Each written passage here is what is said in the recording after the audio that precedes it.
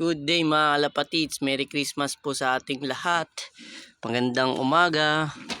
Ito po 25 na po ngayong araw is Merry Christmas. Ito po ang ating mga offspring, ating palulusog na young birds. Yan mga kalapatids. Ayan, 25 ngayon. So 5 days na yung isa.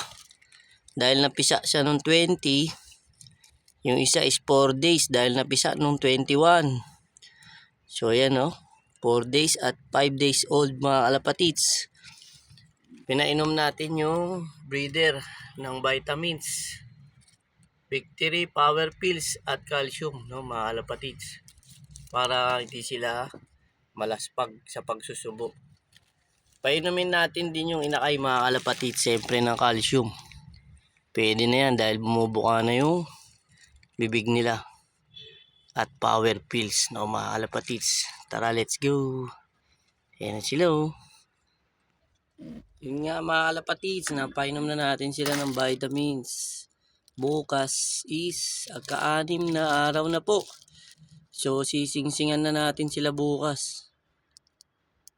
6 na araw na po sila. So yun nga mga kalapatids, ang update ngayon.